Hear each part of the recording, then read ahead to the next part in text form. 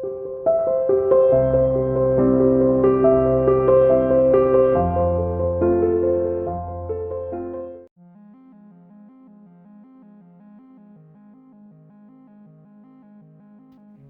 sekejap, Handi menembak melalui pintu masuk aula. Dia merasakan gemuruh yang menggetarkan bumi dari belakangnya. Dia melihat paviliun Jetpir tiba-tiba pecah untuk mengungkapkan matahari keemasan terik yang lebarnya 3 meter. Itu terbang keluar dari puing-puing, membawa siluet samar. Tampaknya Marquis Nanlong telah mengeksekusi semacam teknik rahasia. Hani tercengang oleh pemandangan itu. Paviliun Jetpir bukanlah bangunan biasa. Hani meragukan kemampuannya sendiri untuk menembus dindingnya. Tetapi Marquis Nanlong mampu mengubahnya menjadi puing-puing dalam satu pukulan. Tampaknya kekuatan penuh seorang kultivator jiwa baru lahir pertengahan sama sekali bukan masalah sederhana. Dengan perhatiannya kembali ke masalah yang ada, Hani terbang ke tengah aula dan melirik ke dinding yang dipulihkan di sekelilingnya. Dia mengangkat tangannya tanpa berpikir lebih jauh dan menjentikan jarinya. Garis cahaya pedang sepanjang 1 meter terbang keluar dari tangannya dan mengenai dinding. Sebuah lubang besar dipotong di dinding, kemudian dalam sekejap cahaya putih, lubang itu menghilang tanpa jejak. Hani mengerutkan kening saat dia memikirkan metode lain untuk memecahkannya. Ekspresinya tiba-tiba berubah dan dia berbalik dengan kabur seketika. Marquis Nanlong berdiri di sana sekitar 10 meter di belakangnya. Tubuhnya melotot dengan cahaya keemasan yang menyilaukan, tetapi kulitnya pucat pasi. Mata Hani menatap melewatinya menuju paviliun. Dia hanya melihat bahwa kubah besar cahaya keemasan menutupi paviliun. Kilatan cahaya hitam dan putih sesekali dapat terlihat di dalam, bersama dengan suara ledakan yang samar. Jejak keterkejutan muncul di wajah Hanli. Melalui penggunaan semacam teknik yang menantang surga, Marquis Nanlong berhasil menjebak yang lain di dalam untuk sementara waktu, memberinya waktu untuk melarikan diri. Pembatasan luar perlu dibuka dengan bendera formasi. Rekan Taoisan, karena saya hanya memiliki satu bendera formasi, itu akan memakan waktu lebih lama. Aku harus menyusahkanmu untuk menunda mereka. Meskipun kekuatan harta kuno saya mungkin besar, saya tidak tahu berapa lama lagi mereka akan terjebak.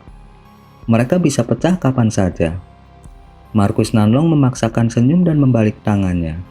Dia memegang bendera kuning kecil yang berkibar di tangannya dan mulai menggumamkan mantra tanpa penundaan. Tampaknya dia tidak memiliki rasa takut sedikit pun Hani akan menyerangnya. Tatapan Hani berkedip dan dia dengan cepat menampar kantong penyimpanannya. Piring formasi hijau zamrud muncul di tangannya. Alat ajaib yang dia gunakan untuk menembus batasan jiwa yang menakjubkan. Dia dengan cepat menggambar beberapa karakter jimat biru ke udara dan meniupnya ke pelat formasi, menyebabkannya bersinar terang dengan cahaya biru. Hani membentuk gerakan mantra dengan tangannya, dan dengan lembut berteriak, "Bangkit!" Terlepas dari sisi yang dihadapi Marquis Nanlong, dindingnya kembali menjadi kristal biru, menyegel aula sekali lagi. Marquis Nanlong menghentikan mantranya saat melihat pemandangan itu, dan dengan gembira berkata, "Kamu bisa mengendalikan formasi jiwa yang menakjubkan." Tidak mengungkapkan sedikit pun kebanggaan, Hani dengan cemberut berkata, "Aku bahkan tidak mampu mengumpulkan 1/10 dari kekuatan aslinya. Itu juga tidak akan bisa menahan mereka lama. Saudara Nanlong sebaiknya membuka jalan sebelum mereka menerobos." Ketika Marquis Nanlong mendengar ini, dia menemukan bahwa dinding kristal jauh lebih gelap daripada aslinya, dan ekspresi kegembiraannya tiba-tiba menghilang. Dia kemudian melemparkan bendera kecil itu, menghilang ke dinding dalam jejak cahaya sebelum melanjutkan mantranya. Pada saat yang sama, dia mendengar suara gemuruh yang memekakan telinga dari belakangnya, dan melihat bahwa dinding kristal mulai berkilau. Ledakan yang menggelegar terdengar jelas. Sepertinya mereka berhasil menembus harta karun kuno Marquis dan mulai menyerang dinding kristal. Hani melirik dinding batu dan melihatnya samar-samar bersinar dengan cahaya putih sebelum mengalihkan pandangannya kembali ke dinding kristal biru. Setelah sedikit ragu-ragu, dia melemparkan kantong binatang roh ke udara, memanggil segerombolan kumbang pemakan emas yang tercemar hitam. Dengan pembentukan gerakan mantra, kumbang berkerumun dengan panik mengelilingi Hanli dan berubah menjadi baju besi 3 warna. Ekspresi aneh sesaat muncul di wajah Marquis ketika dia melihat Hanli mengeksekusi teknik armor serangga. Tetapi karena kebutuhan mereka untuk melarikan diri sangat mendesak, dia meninggalkan masalah itu sendiri. Sesaat kemudian, dinding kristal bergetar hebat, seolah-olah diambang kehancuran. Dinding batu juga mulai bergetar dan terbelah di antara cahaya putih, memperlihatkan tangga di depan mereka. Begitu Markus Nanlong melihat ini, tubuhnya berdenyut dalam cahaya kemasan, dan dia melesat keluar. Di belakangnya, sayap badai petir Hanli mengepak dengan kilat emas, dan tiba-tiba menghilang dari pandangan. Sesaat kemudian, Hanli muncul di depan Markus Nanlong dan muncul di udara. Tapi segera, dia melihat ledakan yang jelas dari bawah. Dengan ekspresi waspada, Hanli mengepakkan sayap badai petirnya sekali lagi. Dan dia langsung tiba di pintu keluar tangga. Setelah itu, dia menggunakan gerakan kilatnya sepenuhnya dan mulai berkedip ke kejauhan. Tepat ketika Hanli terbang 1 kilometer jauhnya, tangisan memekakan telinga datang dari tangga, diikuti oleh bola cahaya keemasan menyilaukan yang melesat melintasi langit. Marquis terbang dan mengumumkan dengan nada dingin dan penuh kebencian. Catat ini dalam hati, Anda sebaiknya menghindari jatuh ke tangan saya, atau saya akan memusnahkan tubuh dan jiwa Anda.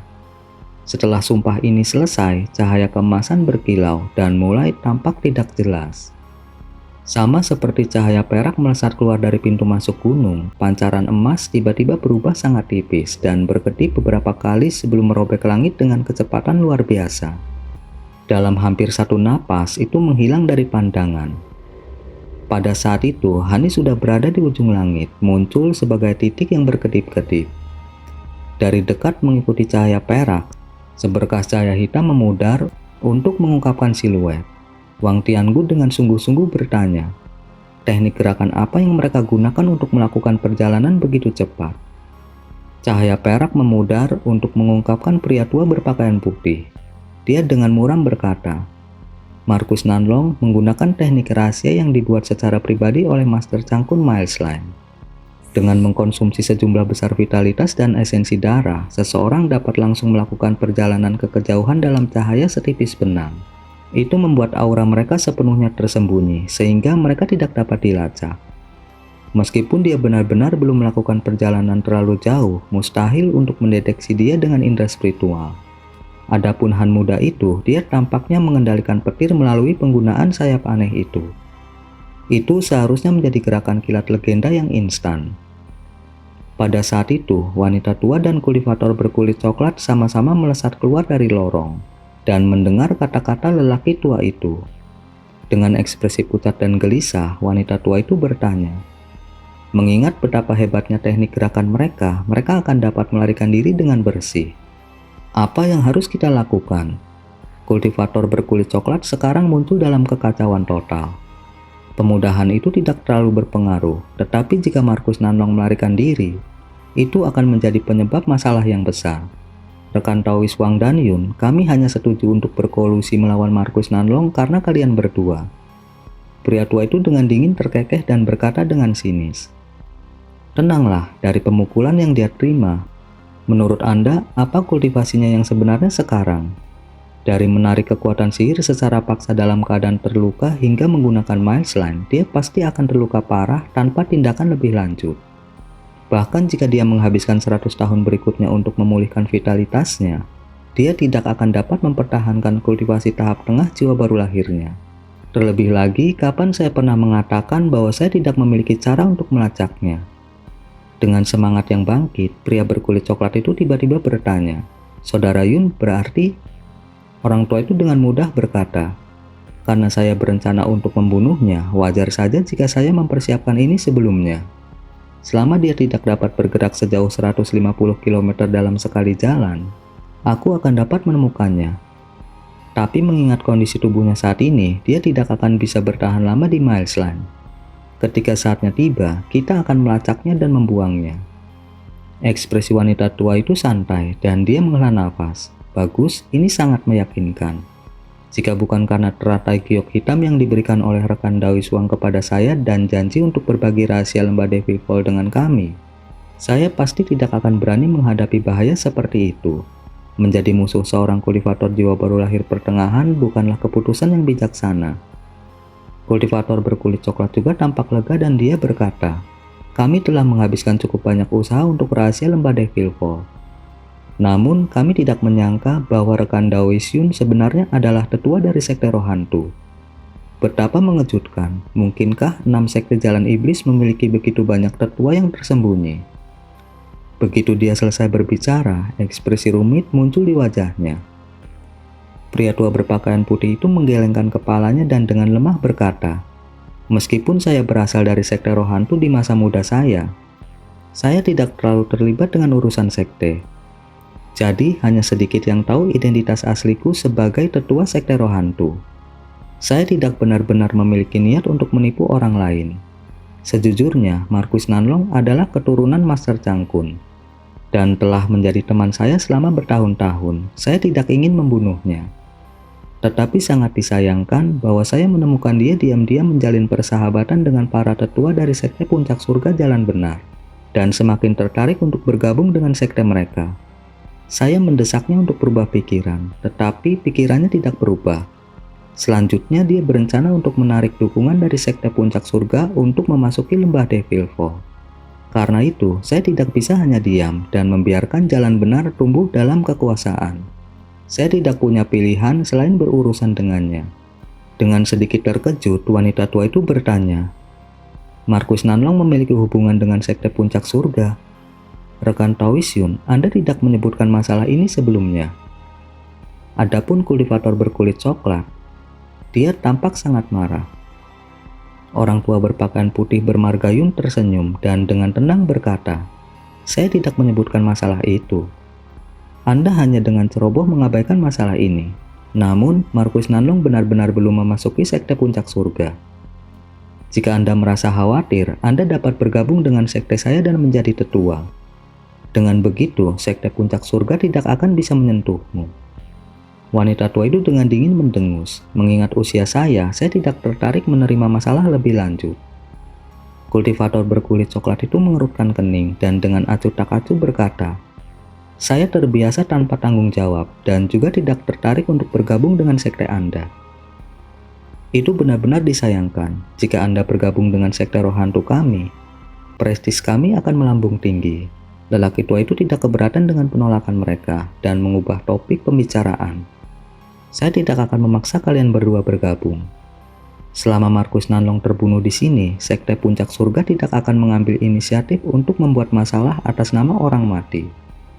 Sangat disayangkan bahwa meskipun berteman dengannya selama 100 tahun, dia tidak memberitahu saya niatnya sehubungan dengan lembah Devil Fall. Saya hanya tahu bahwa ada tempat tinggal gua rahasia di sini dan ada peta lembah Devil Fall yang ditinggalkan oleh Master Changkun. Karena itu, kita tidak akan memusnahkan jiwa baru lahirnya saat kita menangkapnya.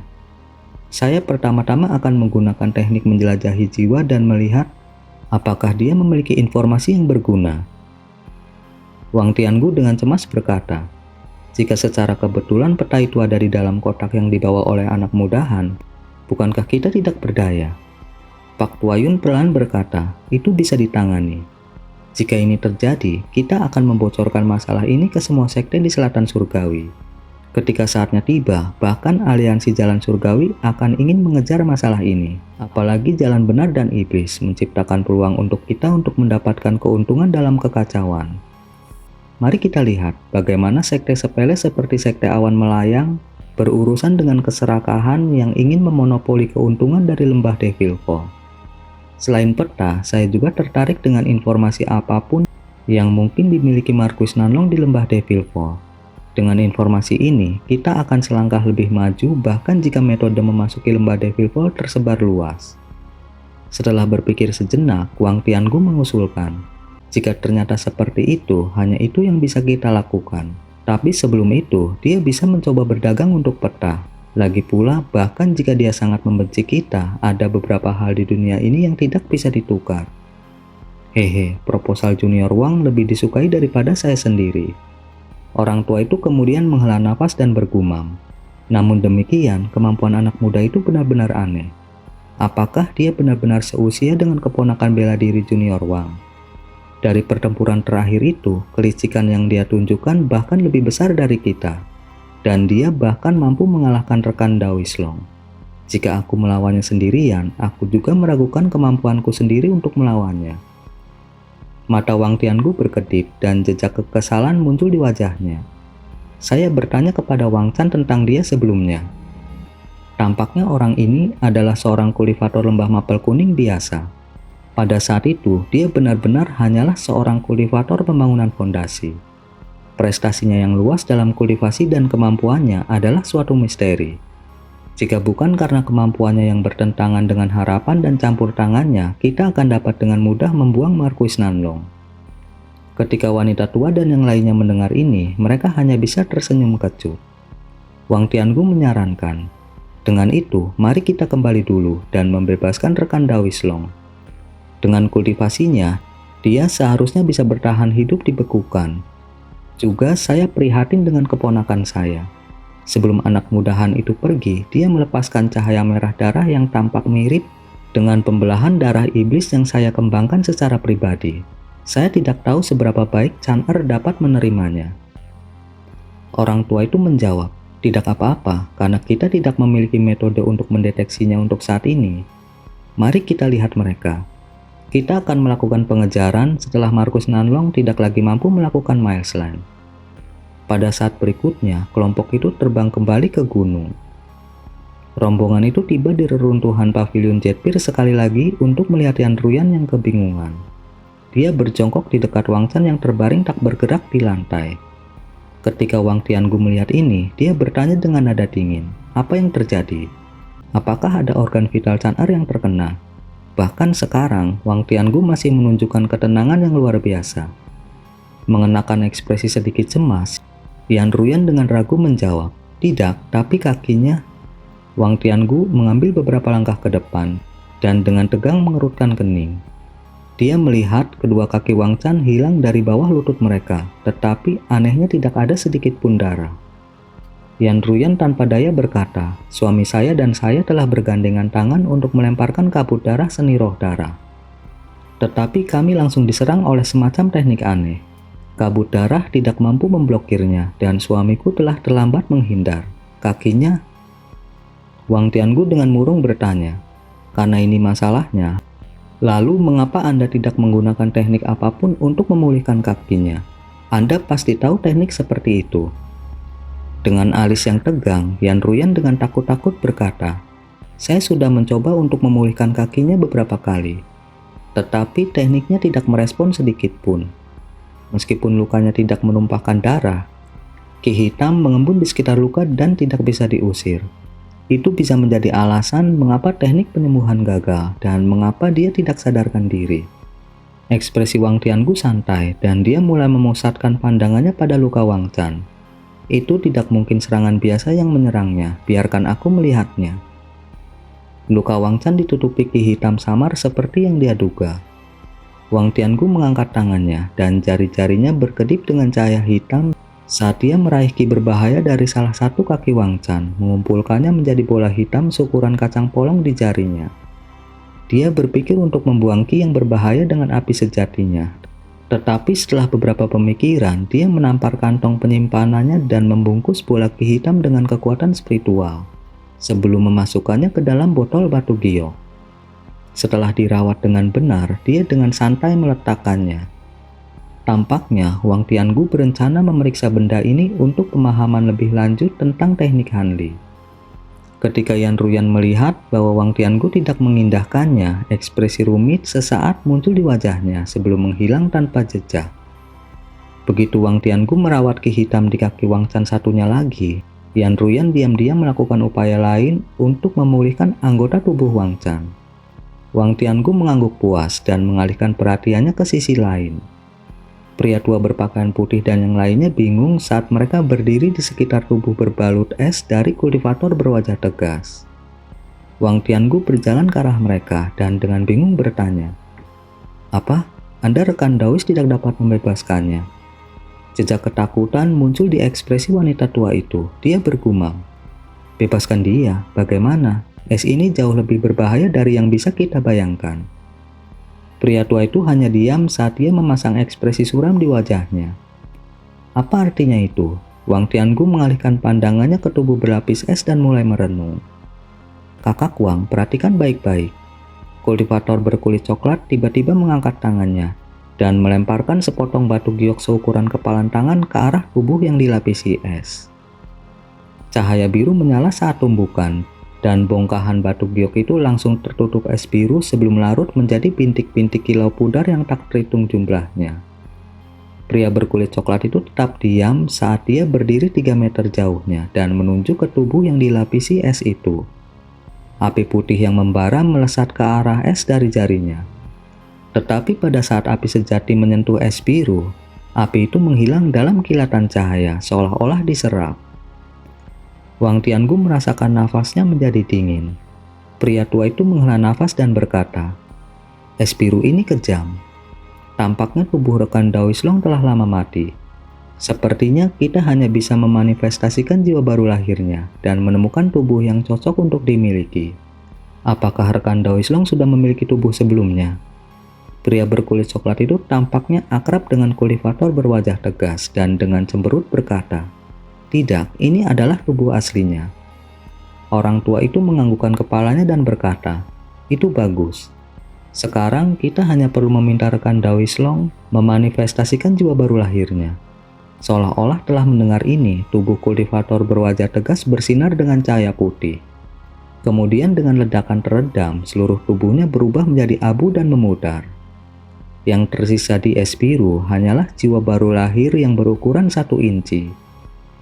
Itu menggenggam ornamen batu giok seukuran ibu jari di tangannya dan wajahnya dipenuhi dengan kebencian. Itu membuka mulut kecilnya dan menyemburkan api baru lahir vital berwarna merah api ke ornamen batu giok di tangannya. Itu kemudian mengangkatnya di atas kepalanya dan tiba-tiba mengelilingi tubuhnya dalam nyala merah putih. Tanpa penundaan lebih lanjut, dia berusaha untuk langsung menyerang. "Tunggu." Pria tua itu sepertinya memikirkan sesuatu dan buru-buru berusaha menghentikannya. Tetapi dia berbicara terlambat. Jiwa baru lahir melewati es. Apa yang terjadi setelah itu membuat mereka merinding. Api merah putih yang hebat tampaknya telah dibakar oleh es, menelan baik api merah putih dan jiwa baru lahir dalam api biru. Api merah putih langsung dilalap api biru, menghasilkan ratapan maut dari jiwa baru lahir. Itu berubah panik saat menyerbu udara. Setelah terbang sekitar 50 meter jauhnya, dia berusaha untuk berguling dan memusnahkan api saat melolong kesakitan. Sesaat kemudian, jeritan itu tiba-tiba berhenti dan jiwa baru lahir disempurnakan menjadi bola cahaya yang memudar. Kultivator bermarga Long sekarang sudah mati dalam jiwa dan raga. Melalui penggunaan gerakan kilat, Hani mampu melakukan perjalanan 50 km dalam satu bentangan. Dia kemudian berhenti sejenak sebelum mendapatkan bantalannya dan bertukar menggunakan jubah merah darah sebelum melanjutkan penerbangannya sebagai seberkas cahaya merah. Setelah terbang 500 km, dia melihat suku Mulan yang terdiri dari puluhan ribu manusia. Dia berhenti dengan kegembiraan samar yang meluap di hatinya. Saat dia berada di sekte awan melayang, topik perang dengan prajurit mantra Mulan dan kultivator selatan surgawi telah muncul selama percakapan dengan sesama tetua sekte. Meskipun manusia biasa dari suku Mulan tidak bisa mengolah teknik roh, selama masa perang, prajurit mantra Mulan akan mengorganisir banyak kelompok manusia sementara untuk merebut tambang batu roh dan sumber material yang para kultivator selatan surgawi terlalu sibuk untuk hadiri. Dengan demikian, prajurit mantra Mulan tidak akan kembali dengan tangan kosong begitu mereka akhirnya mundur. Tentu saja, Persatuan Sembilan Bangsa sangat menyadari penjarahan itu. Tetapi mereka tidak mampu menjaga sumber daya ini karena perang sedang berlangsung. Jika mereka memiliki terlalu sedikit kultivator untuk menjaga daerah ini, mungkin saja mereka akan dimusnahkan oleh kultivator kelas tinggi manapun yang akan dikirim oleh Mulan. Jika ada terlalu banyak kultivator, itu akan merugikan medan perang utama. Satu-satunya pilihan yang layak adalah menunggu sampai setelah daerah-daerah itu direbut, dan merebutnya kembali. Setelah itu, manusia Mulan akan dibantai tanpa pertahanan. Sangat disayangkan bahwa Mulan tidak keberatan dengan kematian manusia.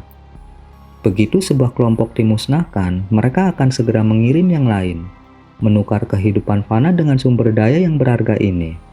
Selain itu, mereka kadang-kadang memasang jebakan dan menimbulkan kerugian besar pada kultivator yang mencoba merebut kembali area sumber daya itu. Dengan hilangnya banyak kultivator ini, Persatuan Sembilan Bangsa telah menutup mata terhadap lokasi-lokasi itu.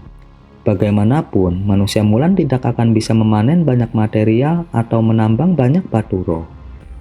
Selama mereka mengusir prajurit mantra secepat mungkin, manusia Mulan akan dengan patuh mengikuti mereka kembali. Handi sekarang melihat barisan besar gerobak sapi menuju selatan surgawi dengan banyak pria dan wanita muda menemani mereka. Mereka seharusnya menjadi divisi fana yang dikirim untuk mengumpulkan materi di surgawi selatan untuk saat ini. Hani tetap di udara di atas mereka dan menyapu indera spiritualnya yang luar biasa melewati mereka. Melihat satu prajurit mantra tahap pembangunan fondasi dan 3 prajurit mantra pemurnian ki. Hani menunduk untuk berpikir sejenak sebelum tiba-tiba membentuk gerakan mantra dengan tangannya. Sosoknya kemudian kabur dan muncul kembali di depan gerobak Mulan yang bobrok. Itu diisi dengan kulit lembu compang-camping bersama dengan beberapa cangkul dan peralatan lainnya. Dengan lambaian tangannya, Hani mengubah interior kereta menjadi tumpukan abu dan kemudian duduk di dalamnya tanpa ragu. Dari renungannya, dia menyimpulkan bahwa dengan berani kembali ke selatan surgawi sementara prajurit mantra Mulan menyerang dengan kekuatan penuh, akan penuh dengan masalah, meskipun dia tidak akan berada dalam bahaya kecuali dia bertemu dengan beberapa prajurit mantra peringkat atas. Kemungkinan itu masih ada. Kali ini, dia tidak akan ditemani oleh 8 kultivator jiwa baru lahir.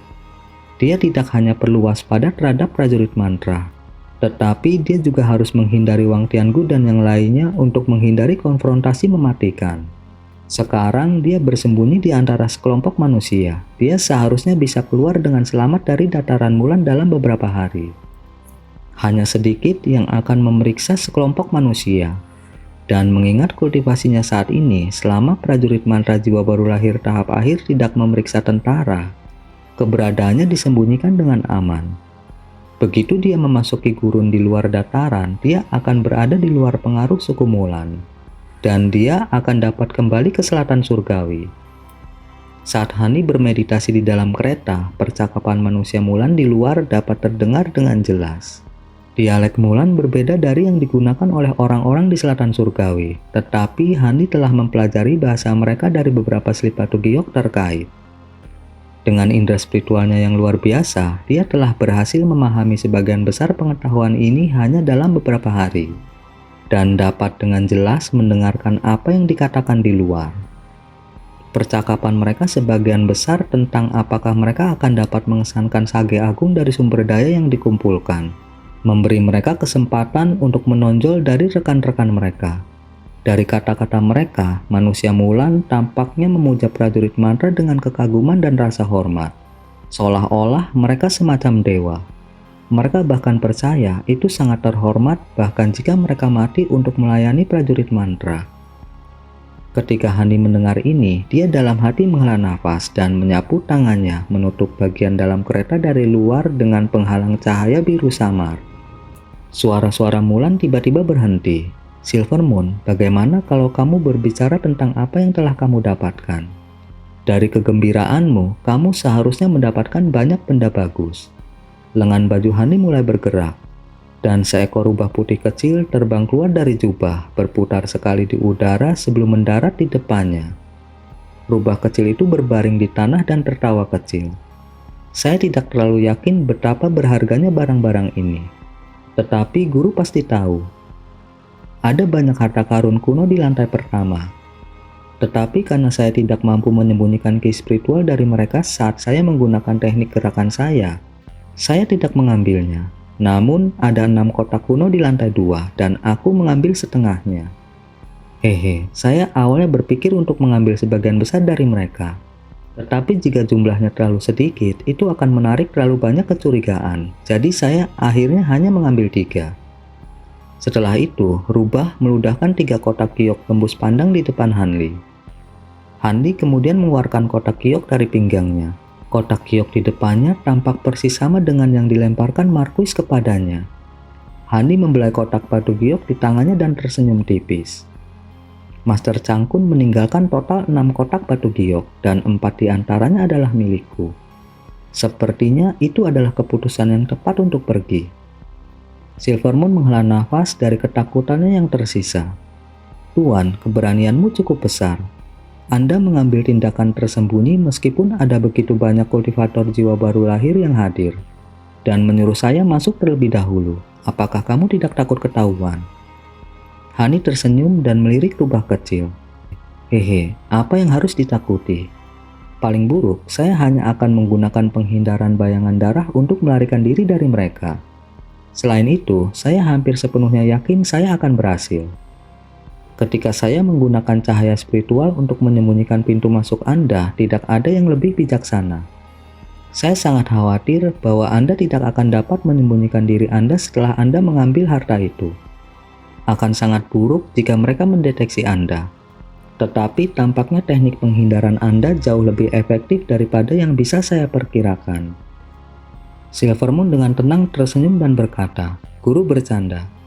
Meskipun teknik penghindaran dari klan serigala Silvermoon sangat bagus, faktor terpenting adalah menyembunyikan ki spiritual kotak giok di dalam tubuhku. Ini adalah masalah yang sama sekali berbeda, apakah saya bisa menyembunyikan diri dari indera spiritual eksentrik tua itu atau tidak."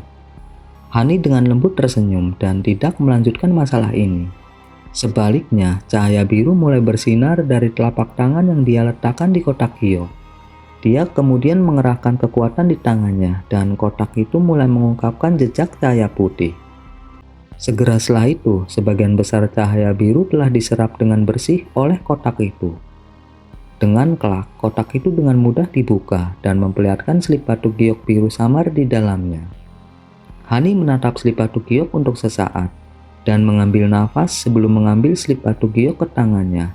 Dan dengan sungguh-sungguh membenamkan indera spiritualnya di dalamnya. Rubah kecil itu menatap Hanli, matanya penuh dengan kegembiraan. Seiring waktu pelan berlalu, wajah Hanli mempertahankan ekspresi tenang. Silvermoon berkedip, bingung mengapa ini terjadi.